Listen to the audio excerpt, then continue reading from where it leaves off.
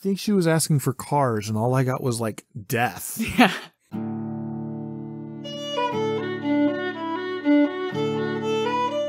Welcome to Charlotte Mason Says. I'm John Schindel, here with my wife, Crystal. Join us as we read and discuss the Home Education series.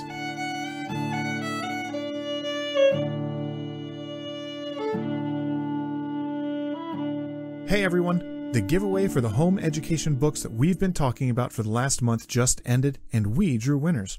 So if you were one of the 2 lucky winners, Crystal will have sent you an email from charlottemasonsays@gmail.com to give you instructions about how to redeem it. Thanks to everyone who entered and took part either by subscribing to our various things, promoting it elsewhere, or becoming a part of our mailing list. Here's to another awesome year of reading and discussing Charlotte Mason's home education series. And we're back. Following up on last week, because we left it hanging, because she said, meantime, let us consider 1 or 2 preliminary questions.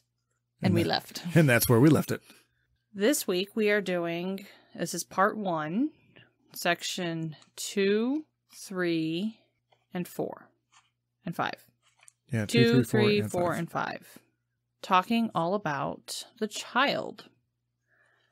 Because the first thing we want to talk about is, before even talking about education, is who are we dealing with? What are we working with? Who are we educating? Right. What is a child? And what does being a child versus being an adult mean? And how does God view that? Because she dives straight into the almost the theological implications of what a child is. She does. She definitely does. So she starts here. She says, "And first let us consider where and what the little being is who is entrusted to the care of human parents. A tablet to be written upon, a twig to be bent, wax to be molded? Very likely, but he is much more. A being belonging to an altogether higher estate than ours, as it were, a prince committed to the fostering care of peasants." Which kind of, I don't know, you go from prince to peasant as you grow from childhood to adulthood. Well, so that same prince is going to be a peasant. Is going to be a peasant like 20 one day. Years. As compared to the child. So maybe the prince is still princely, but the child is even more princely. No, she calls them peasants. Well, I realize that. It's not the pauper to the prince. It's the prince to the pauper every time. Yeah. we go up in the world. No, we don't. Prince to pauper. That was sarcasm. Oh. Well, I didn't catch that, and I'm right here. I didn't lace it well enough. So she dives in next to a Wordsworth quote. This is from 536 Ode. Intimations of immorality from recollections of early childhood. And it's a selection, 2 selections from that. But what she really loves about this quote is this section, "But trailing clouds of glory do we come from God who is our home." Because she quotes it again. Next page. That's true. Did you actually read the quote? I tried. I noticed that it rhymed and it had a meter. I listened to it. I didn't actually read it. Listening to it probably would be a better way of consuming that piece of poetry. In case you're new here, John and I are not huge fans of poetry. We're trying to force ourselves to actually read poetry, but... Yeah. Yes. Yeah. Poetry for me has always been something that is written to go with a song. Or words that are sung to music. It's not that you just say poetry. You sing it. And when it's sung, it can have meaning. When it's just said, it's lacking. Yeah, they're just words that you're saying. It's weird. Also, it's really windy apparently outside. So if you hear wind noise, sorry. So yeah, I mean, he basically, well, she says that next to the Bible, this is the deepest insight into what is peculiar to the children in their nature and estate. And then she goes on to quote some verses in the Bible. Of such is the kingdom of heaven. Except ye become as little children, ye shall in no case enter the kingdom of heaven. Who is called greatest in the kingdom of heaven? He called a little child and set him in the midst. And then, so that's the divine estate, the divine estimate of the child's estate.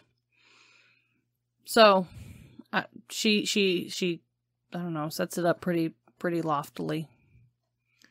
Yeah, she says it's worthwhile for parents to ponder every utterance in the Gospels about the children, divesting themselves of the notion that these sayings belong in the first place to the grown-up people who have become as little children. So where the Bible talks about little children, she's saying it's really talking about little children. Mm-hmm. And yes, as adults, we're supposed to become like little children, but when it's talking about little children, it's about little children. And we should treat it as such. We should hear Jesus saying, "Let the little children come unto me," and realize that he's talking about children. So then she goes on there, taking her own advice. She moves on to what the Gospels have to say about parents and children. And the one quote that she pulls out here is, "Take heed that ye offend not, despise not, and hinder not one of these little ones." And this was, she says, it's in the Gospels expressly laid down by Christ. And so for the rest of the show, we're going to be talking about those three things: to offend not, to despise not, and to hinder not. She says, these are the three educational laws of the New Testament, which when separately examined appear to me to cover all the help we can give the children and all the harm we can save them from. That is, whatever is included in training up a child in the way he should go. And she goes on to say, let us look upon these three great laws as prohibitive in order to clear the ground for the consideration of a method of education. For if we once settle ourselves with what we may not do, we are greatly helped to see what we may do and must do. But as a matter of fact, the positive is included in the negative. So she's saying these are things that we should not do. But as we examine the things that we shouldn't do, it should clear the way to tell us what we should do. Yeah. I mean, I feel like we've just pretty much read that first section. We pretty much have, but she's pretty clear here. There's nothing really between the lines. There's nothing really to discuss. Oddly enough, she's clear in her writing as far as I can tell. There you go. Well done, Miss Mason. Yay! So the first one we get to is offenses, offending the children. And her definition here is that we offend them when we do by them that which we ought not to have done. We despise them when we leave undone those things which, for their sakes, we ought to have done. Well, and it goes on. Offense, we know, is literally a stumbling block. So we offend them when we allow them to stumble on a stumbling block. And I like, she moves on here to give an illustration. She says, mothers know what it is to clear the floor of every obstacle when a baby takes his unsteady little runs from chair to chair. And it's absolutely true. You get parents with a child who's learning how to walk, and the parents sweep away anything that the child could step on. Until they're older, and then you say, why didn't you step over that? Yeah, and then you teach them to do it themselves. That's true. But we do the same thing. We clear our own way. We do it every night. We make sure that there's a clear pathway from the kids' room to our room, so that if one of them needs to come to our room or we need to go to their room, we're not going to be stepping on Legos and cars, because it's painful. Yep. And it hurts. And yes, I just said the same thing twice, but that's okay when it comes to stepping on Legos. It's painful and it hurts. So that's the first part of this, is just the definition of what does it mean to offend the children. And so then she dives into this next section. She says the next section is that children are born law-abiding.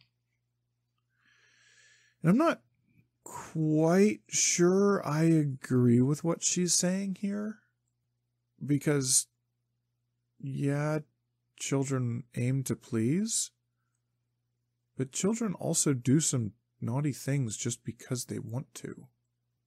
Like, I don't know where Isaac ever learned to bite people, but he bites people. He wasn't taught that. He just does it. Mm-hmm. And there are other parts of that are true as well, that And so I don't know if I'm reading what she's saying wrong. I don't know. I was hesitant in this section as well. One of the things that I do take away from it is that you should not play upon the child's sense of right and wrong merely for your pleasure, because they display everything on their face and in their countenance. So you should not, again, back to our 2-year-old, if he is upset, you visibly can see it. His bottom lip comes out, his stomach comes out, he puts his head down, looks at his feet, he shuffles his feet, or he just collapses on the floor because the world has ended. And so for us to intentionally do something to make that reaction happen, that's offending the child. Yeah. Yes, that's absolutely true. I'm not sure this whole, the child is sweetly good because they are inborn sweetly good. I'm not so sure about that part. But them knowing and having these huge emotions and transmitting that so hugely. Yes. Again, huge twice. Hugely is a word. Hugely, massively. I don't know. But transmitting these so bigly. So bigly that we can see. And then us doing something, no, you can't do that. Just to see them fall on their face because they're so upset. That's not right. So that we can enjoy their That reaction. is an offense. That is a stumbling block. That is us doing what we ought not to have done. Absolutely. And I definitely agree with her there. And as she goes on, I agree with her next example of this as well. Well, by slow degrees, here a little, there a little, all that is good or bad in character comes to pass. We see the child doing something wrong, and the child looks at the mother going, well, you going to stop me? Are you going to stop me or are you not? And again, the testing, and it even says that this is a 2-year-old child, where that's the job of a 2-year-old, is to find their boundaries and find out where they are. And the poor mother has set an offense, a cause of stumbling in her path, by allowing him to get away with something. Right. And then it becomes a struggle of wills. And as it comes on, he will do as he chooses if he can, and henceforth the child's life becomes an endless struggle to get his own way.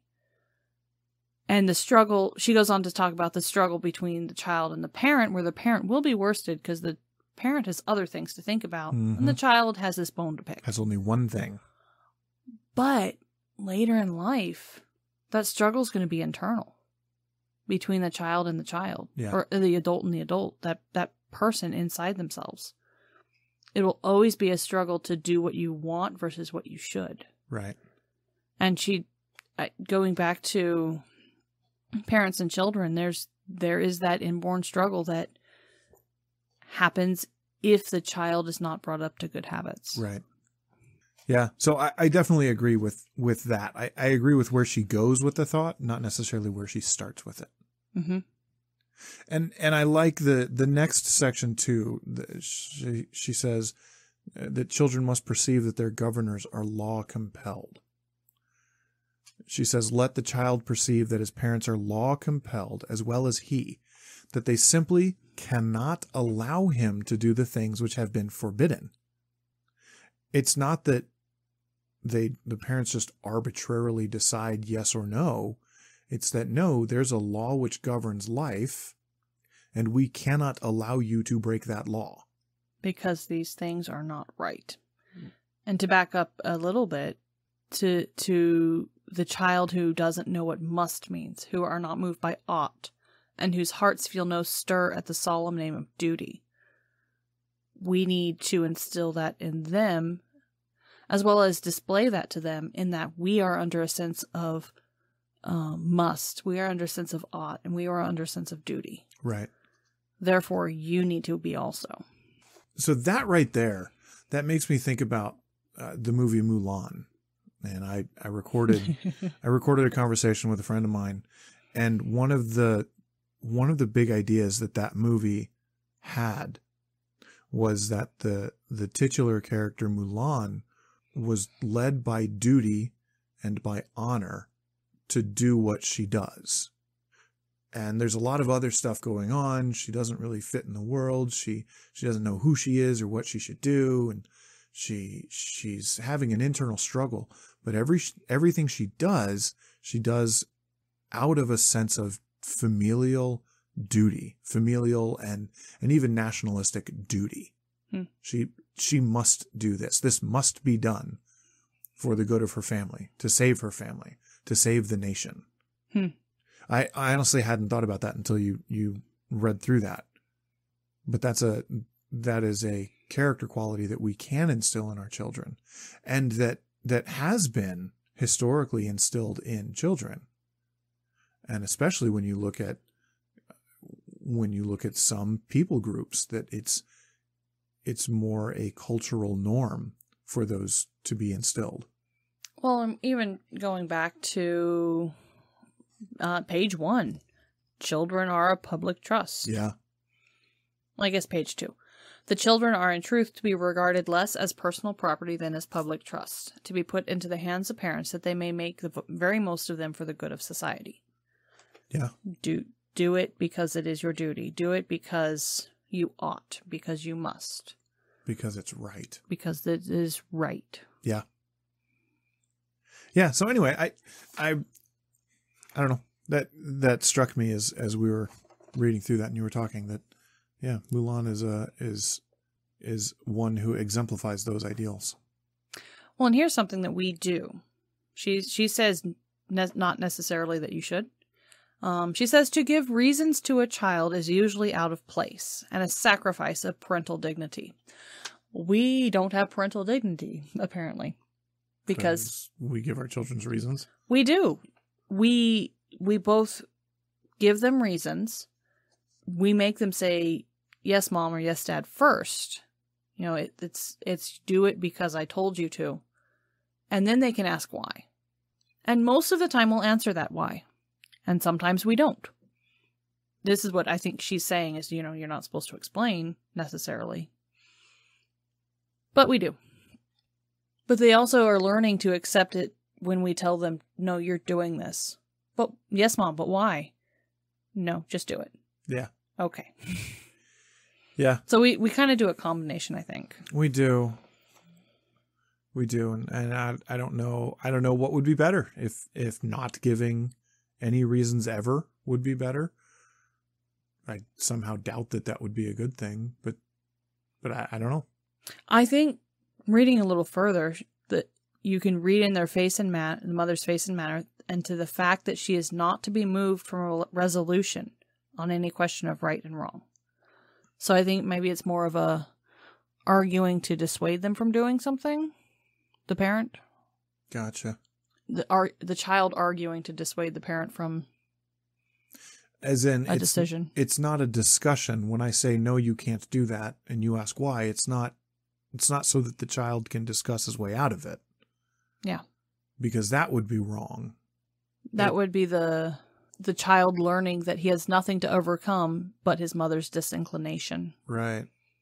As soon as you can get mom turned, then you're good to go with whatever you want to do.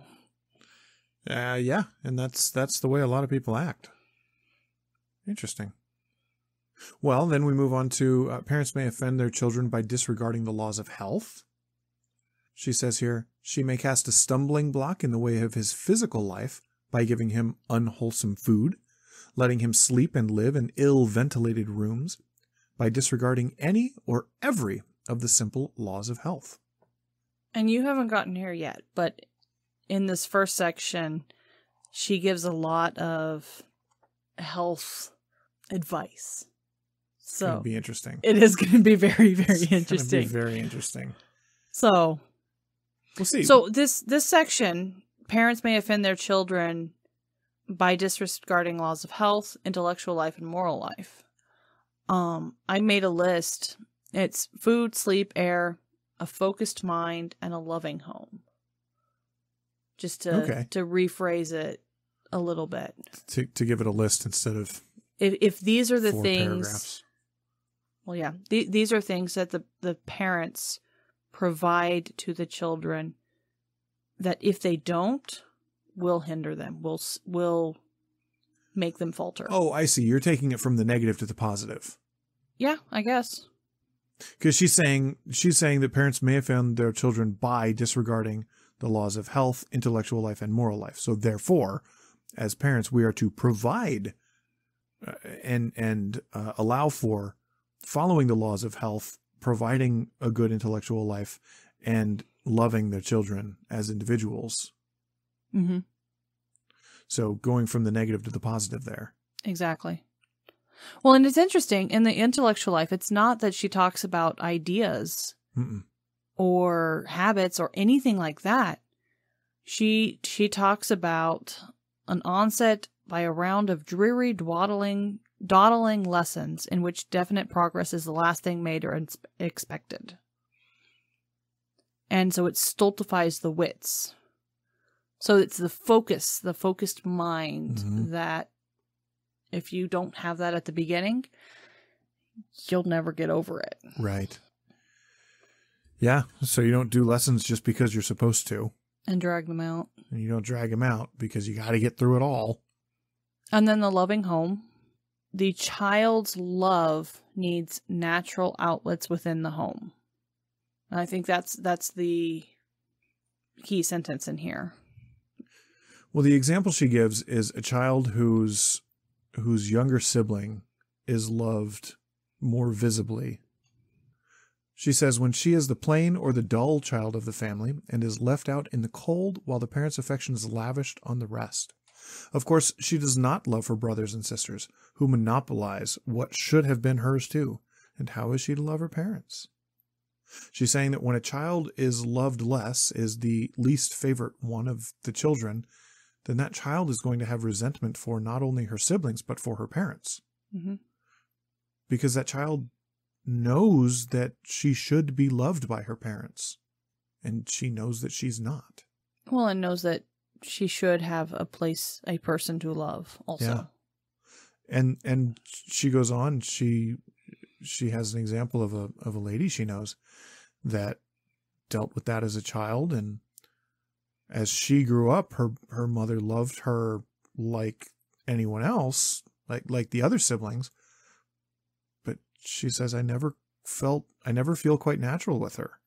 I've never gotten over it. So it can be a debilitating thing to have children who are less loved than others. Yep. So as a parent with lots of children, do your best to love all of your children. And that's really hard. It can be hard because children can be little terrible people. Well, more than that, children take time, and each child needs time. They do. Lots and lots of time. And what's unfortunate is when the naughty children get more time. And we've run into this where there's been multiple bad habits that we're trying to correct in certain children, and the ones we're not intentionally working on a bad habit with fall by the wayside because they're doing fine. They don't need attention right now, which then leads to them needing attention. Which means they start forming bad habits so that they'll get attention. Yeah. And thus the cycle continues. Yeah. So it's something that you and I need to be very intentional with. Mm-hmm. And I think I've noticed it. I've noticed it in the midst of it when I'm like, wait, we're not doing anything with this child who's doing great, doing fine. She's almost being neglected, not, in any of these food, sleep, air things, but she's almost being neglected for time. Yeah. Because our attention is so taken up in these other things. Which is why one of the reasons a new baby wrecks the home and a new balance has to be struck, because the baby physically demands so much of the mother. Time, energy, life. It literally sucks the life out of the mother. I mean, yeah, that's true. That does happen. It is. Yeah. And everything else has to rearrange. and typically rearranges around baby's schedule. Yeah. Yeah, because baby's schedule has to be kept. Mm-hmm. But that, of course, means that the older children can be neglected. And so we as parents, we need to make sure that we're not neglecting children in light of other children. Yeah. So those are ways to offend children.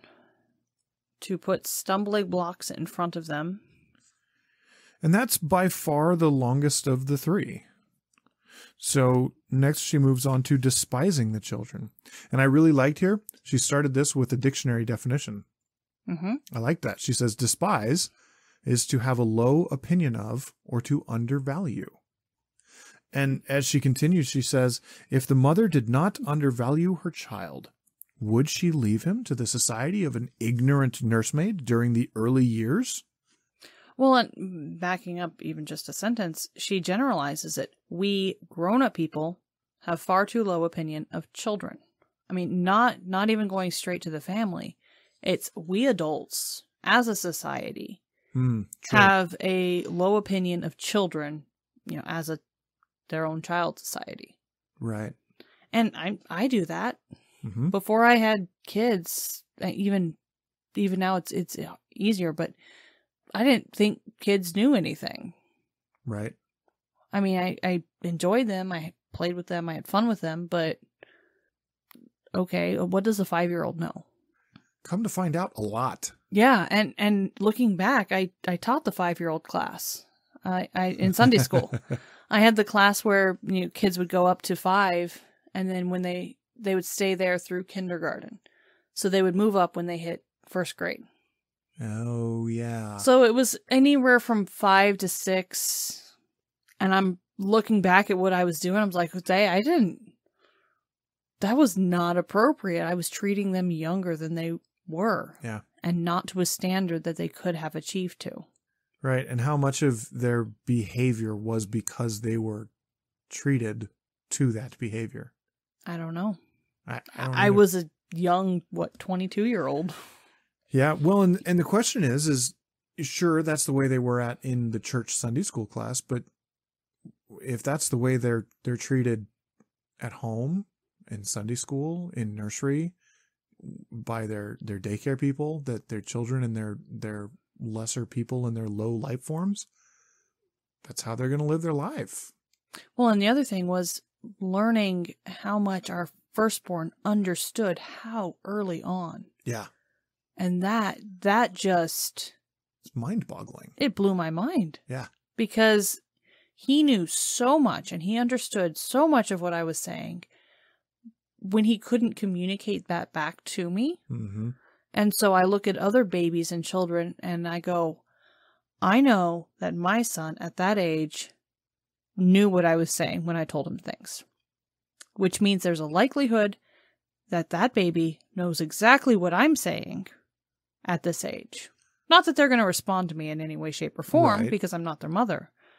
But I know that there's a strong likelihood that they do understand. True.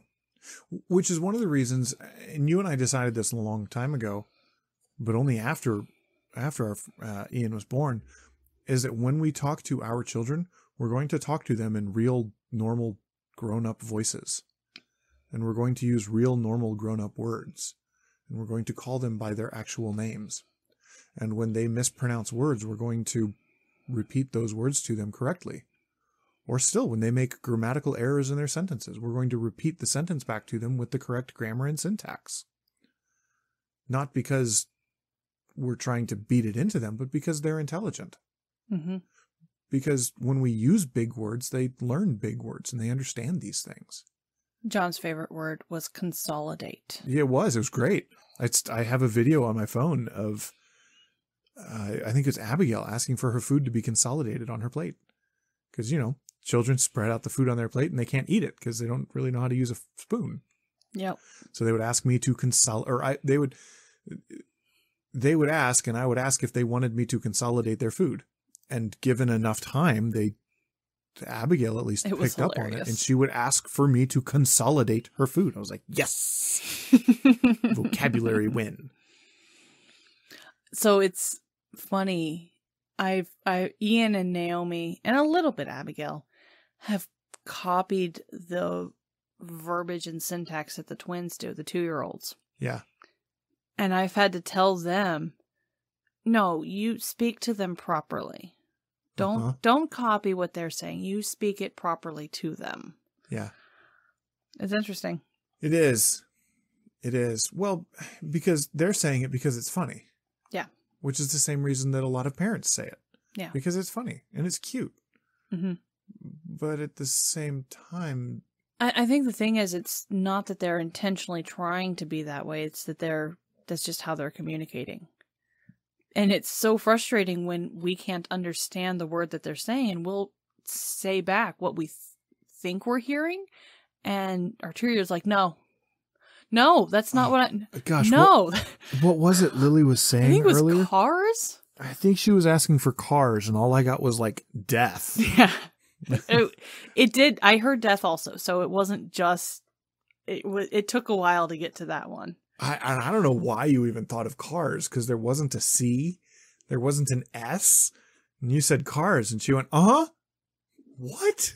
So it's not that they hear themselves. And another example of this is when Ian was talking about his sister Naomi. For a long time, for some reason, who knows why or where, her name was Bika. There's Bika. Mm-hmm. Bika, Naomi, okay, sure. But as soon as he got her name to be Nomi, we would say, oh, who's Bika? And he'd be like, what on earth are you talking about? You crazy person. This is Nomi. Yeah, that was weird. It was as if one day a switch flipped and that person that he had called that for months all of a sudden was someone else. Well, and I think what it is it's always Naomi in his brain, but his mouth would never be able to say it that young. Right.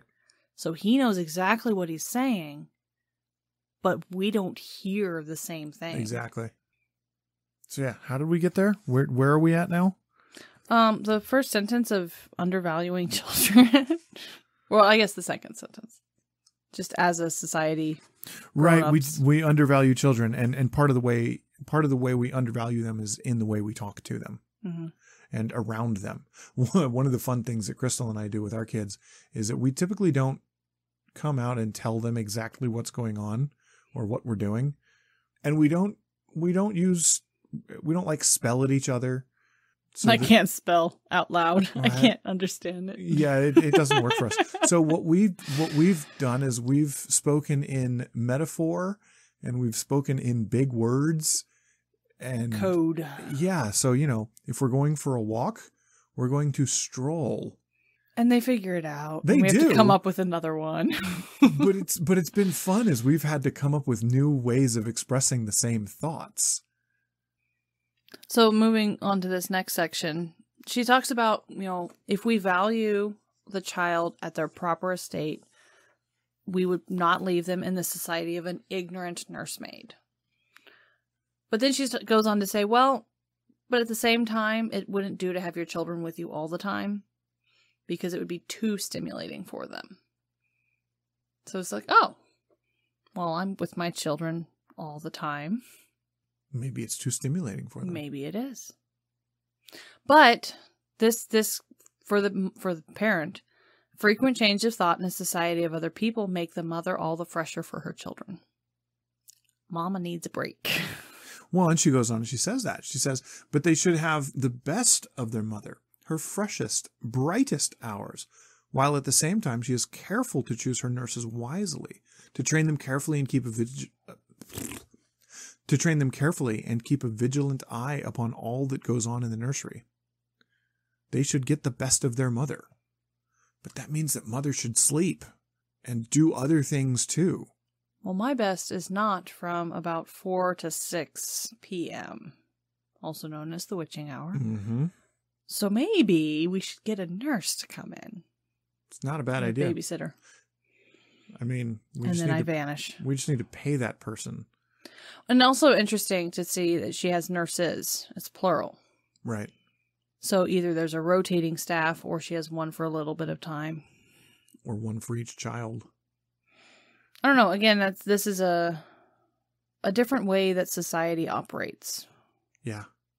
Where a nursemaid is a typical thing that I guess that families had. A nurse or a governess. And I don't know if in which society levels that would happen, or... I don't know. So I have not done that research. Other people have, but I have not. But making sure that you have a person who cares for your child as a child, not just a placeholder. Not somebody who's coarse or rude that will do lasting harm and blunt their moral sense. Because children pick up on everything. Mm-hmm. They will learn that you can hide something from your mom to not get in trouble. They'll learn that they'll catch the coarse, violent, and tricky dispositions. And she goes on to even talk about when these little faults happen, they're serious. When they show those ugly traits, when they're greedy, when vindictive, when they lie, you have to catch that right away. Otherwise, and you have to catch it right away and esteem it for the peril that it is. Right. When you put off the evil day and you know that someday you'll have to reckon with it, and you say right now, oh, it doesn't matter this time. He's still very little. They'll know better by and by. Yeah, and so this is diving into the next section, that children's faults are serious. She says, if the mother settle it in her own mind that the child never does wrong without being aware of his wrongdoing, i.e. the child always knows that what he is doing is wrong, then she will see that he is not too young to have his fault corrected or prevented. Deal with the child on his first offense, and a grieved look is enough to convict the little transgressor. But let him go on until a habit of wrongdoing is formed, and the cure is a slow one. Then the mother has no chance until she has formed in him a contrary habit of well-doing. To laugh at ugly tempers and let them pass because the child is small is to sow the wind. These are serious. They're serious problems. They're serious issues. Even the small issues are serious, and if we treat them as serious, then they will be. Mm-hmm. If we treat transgressions and faults as whatever, then that's what they'll be. So we definitely need to make sure that we treat our children with the dignity and respect that they deserve as being a being belonging to an altogether higher estate than ours. They're a prince, and we're peasants taking care of the prince. We have to treat it as such. Mm-hmm. So then the last of these three, we talked about offending, we talked about despising, and now she's talking about hindering. We must not hinder the children. And she starts out with a child's relationship with Almighty God. She says, the most fatal way of despising the child falls under the third educational law, is to overlook and make light of his natural relationship with Almighty God. Suffer the little children come unto me, says the Savior, as if that were the natural thing for the children to do, the thing that they do when they are not hindered by their elders. This is the natural thing that we're all designed to do, is to run to God, to run to our Savior. Mm-hmm. And it's poisoned and it's twisted and we're fallen. But that is still our natural inclination, is to run to God. As the babe turns to his mother, as the flowers turn to the sun, so the hearts of the children turn to their Savior. With unconscious delight and trust. Yeah. It's a big deal. And so she goes on to talk about nursery theology. She says, now listen to what goes on in many a nursery. God does not love you, you naughty wicked boy, or he will send you to the bad wicked place. And all this is the practical teaching about the ways of his almighty lover that the child gets. The lover who's just going to send him to hell. Yeah. Well, sure, God loves you, and he's gonna condemn you. I think a lot of that goes back to a Christian foundation of a society where if that's the basis, then believing or non-believing, that's what you're brought up in. Right. And that's where you get your foundation, and what matters is, if you're bad, you'll go to hell, or you go to the bad, wicked place. Sorry, not hell, the bad, wicked place. It's interesting that these are the things that are put in the way. The perfunctory prayers, the idle discussions, light use of holy words, on top of incorrect theology. Yeah. And these are what gets in the way, that hinders, tactically forbidden to come to me. So, I don't know, it's interesting to me that she says that this is the most fatal way, and she spends the least amount of time on it. It's because it seems pretty straightforward, I guess. But no, I agree. There's less than one full page dedicated to this point, even though you're right. She says it is the most important, and it is the capstone.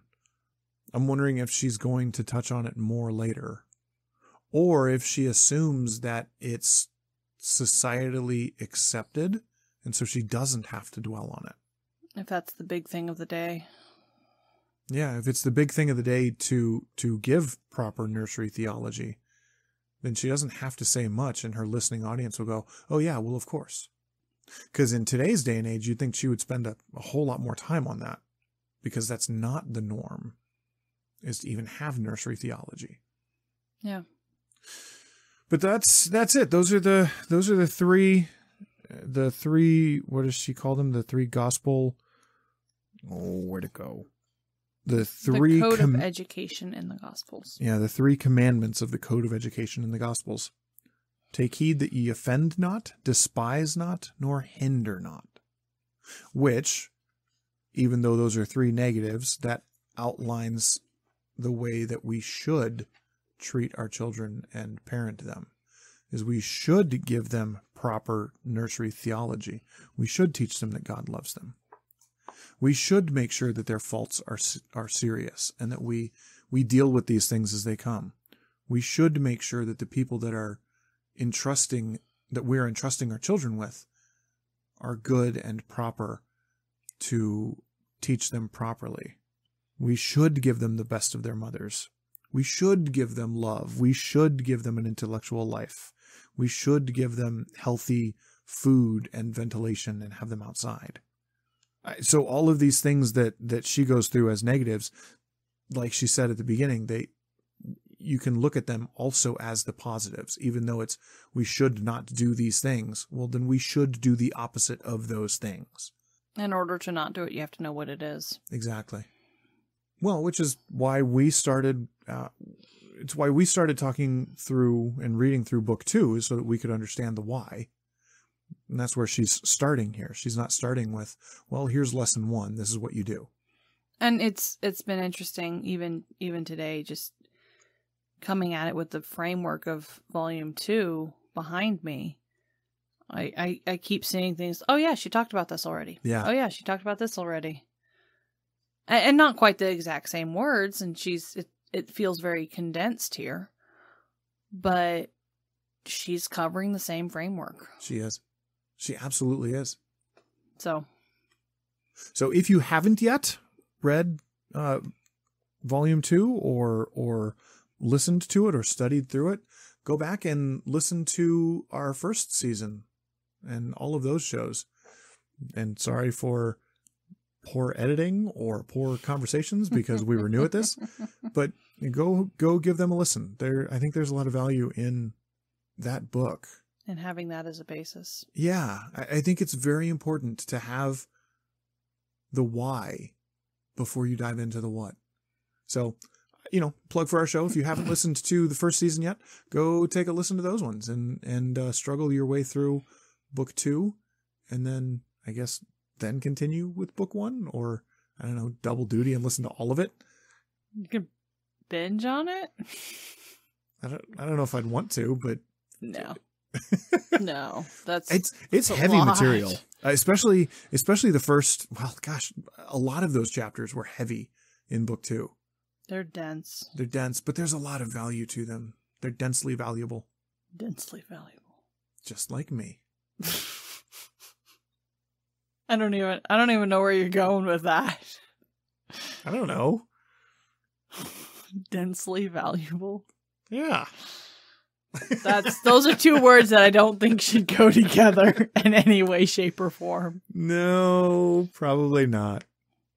Well, if you're still here with us, thank you for listening. If you have any comments or thoughts, you can hit us up on Twitter or Facebook or Instagram, or you can email us. We've been getting some more comments and emails, and it's like I know I've said it any number of times. It's great to hear from everybody. Great to hear your opinions and your thoughts, either if you agree or disagree, or you think what we're doing is silly, or you wish we were doing something else. YouTube. Also YouTube. Oh yeah, YouTube too. Yeah, click the subscribe button and the little bell so that you'll... Is there a little bell? Yes, there's a little bell. Click the subscribe button and the little bell. We had this discussion. We did, and you know nothing about YouTube. I don't. Because if you don't click on the little bell, you might not actually get a notification, because YouTube's algorithms are crazy and it might not be thrown into your feed. So click the little bell and you'll get a notification or something. I don't know. I've never clicked the bell on any other YouTube channel, but I guess I'm terrible at that. I've subscribed to a lot of things, but I don't click the bell. But you definitely should. Okay. Good night.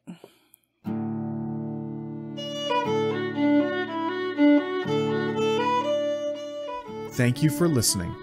Join the conversation with us on Instagram, Facebook, or Twitter.